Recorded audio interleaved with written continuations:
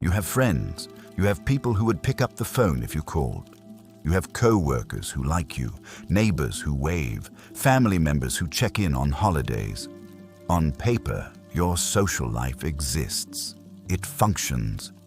Nobody looking at it from the outside would say you were alone. But you know something about yourself that you've never been able to say out loud without it sounding wrong, and it's this: none of it is enough.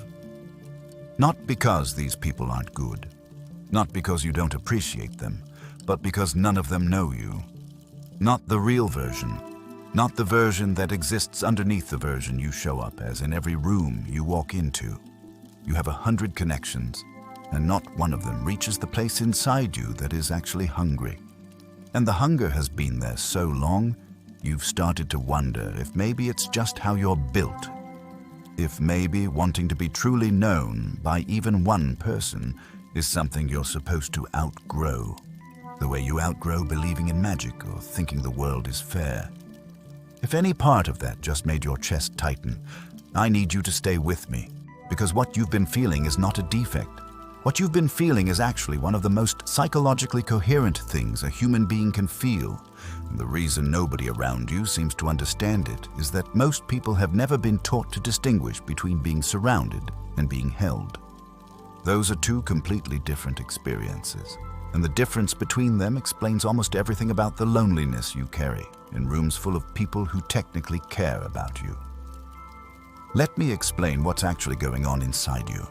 Because the moment you understand this, the shame you've been carrying about your own social wiring starts to dissolve. Your brain does not process all relationships equally.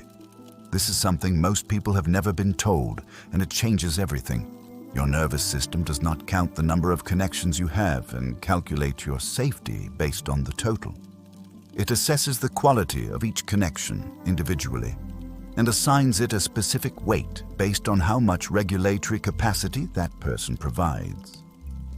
What that means in plain language is this: your brain is constantly asking about every person in your life a question that has nothing to do with whether they're nice or funny or interesting. The question is, can I rest with this person? Not do I enjoy this person? Not do I respect this person? Not do we have things in common? Can I rest? Can my nervous system stand down from its constant background monitoring and actually settle into a state of safety when this person is present? And for most people in your life, the honest answer to that question is no. You like them, you appreciate them, you might even love them in your own way, but your body does not rest around them. Your guard stays up, the mask stays on.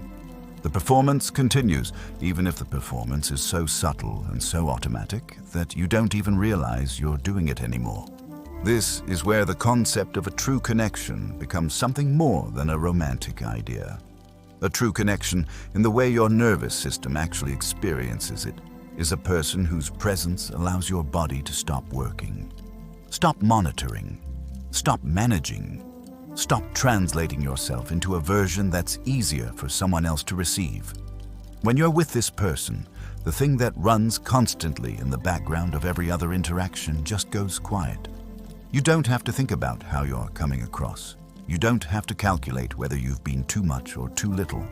You don't have to perform the specific version of yourself that keeps this particular relationship running smoothly. You just exist, and they exist. And the space between you feels like something you can actually breathe inside of. If you've ever experienced this with even one person, you know that it is so different from every other kind of socializing that it almost feels like a different activity entirely. Because it is. Regular socializing, no matter how pleasant, is work for your nervous system. It requires energy. It requires output. It requires the constant background hum of self-regulation.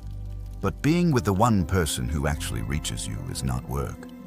It's the absence of work. It's what your body was waiting to feel the entire time you were being social with everyone else. This is the core of what researchers call social baseline theory. And it's one of the most important discoveries in modern psychology for people like you. The theory says that the human brain does not function in isolation. It was not designed to regulate itself alone. It was designed to regulate in partnership with other nervous systems, specifically the nervous systems of people it trusts deeply. When you are near someone your brain considers a true safe other, your neural activity actually changes. Your threat detection systems calm down. Your stress hormones decrease. Your prefrontal cortex, the part of you that's responsible for all that exhausting planning and monitoring and self-editing, gets to take a break because the environment has been classified as safe enough that it doesn't need to run at full power.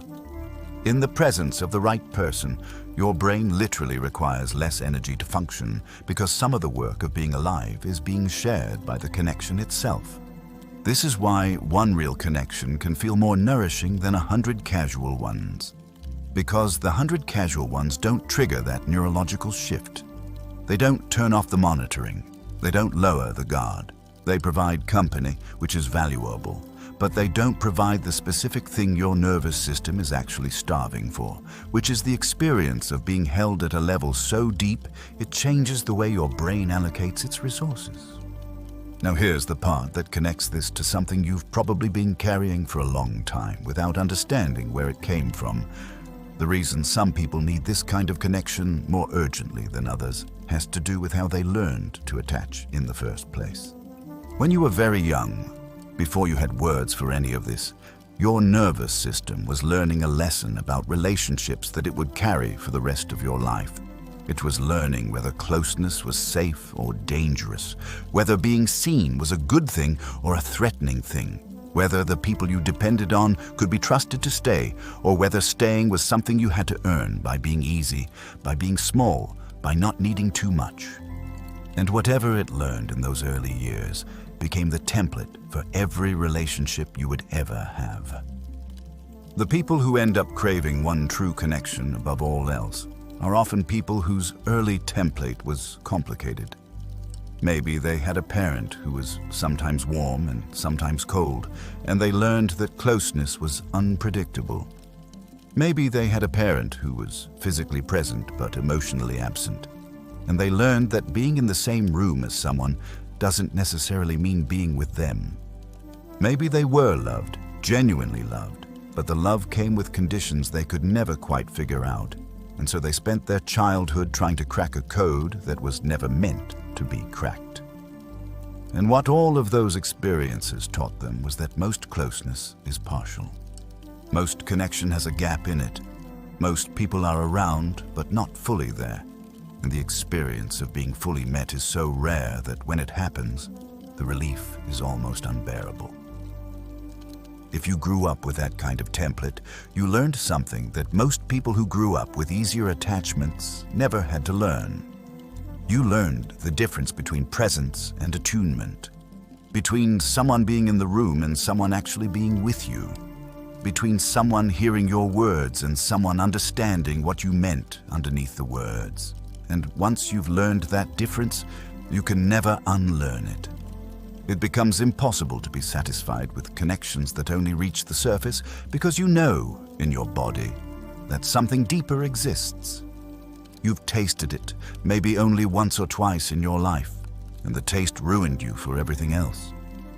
Not because everything else is bad, because everything else is partial, and you know what whole feels like, and the distance between partial and whole is the loneliest distance a person can live inside of. This is why people like you often look antisocial when you're actually the opposite. You're not avoiding connection, you're holding out for connection that actually registers in your nervous system. You've stopped investing in relationships that only reach your social self, because you've realized that your social self is a performance, and performances don't feed the part of you that's actually hungry. The part that's hungry lives deeper than that. It lives in the place that only opens when you feel safe enough to stop managing how you come across. And most people, through no fault of their own, do not make you feel that safe. Now, I want to talk about something that gets misunderstood constantly, because it's the thing that makes people worry about you, and it's the thing you have the hardest time explaining to anyone who doesn't experience it. When you pull back from social situations, when you decline invitations, when you spend long stretches of time alone or with just one person, the people around you assume you're isolating. They use that word with clinical weight, as if choosing solitude over shallow company is a symptom of something that needs to be fixed. And sometimes it is. Sometimes withdrawal is a sign of depression or avoidance or something that genuinely needs attention. But what you're doing is not that. What you're doing is the opposite of avoidance. It's discernment. It's the refusal to keep spending your limited emotional energy on connections that cost you more than they give you back. It's the quiet, hard-won understanding that your nervous system has a budget, and that budget is better spent on one person who actually reaches you than on 12 people who leave you performing and depleted. That's not isolation. That's intelligent allocation of the most precious resource you have, which is your capacity for real presence. And the people who don't understand it are usually people whose nervous systems are wired differently. People who genuinely are recharged by casual socializing. People who feel fed by surface-level connection. There is nothing wrong with them, but there is also nothing wrong with you. You're not broken because you need more from human contact in order to feel like human contact actually happened. You are wired for depth, and depth is expensive, and you have learned to stop wasting it on things that don't go deep enough to matter. Here's where I want to say something that might be hard to hear, but matters more than almost anything else in this conversation.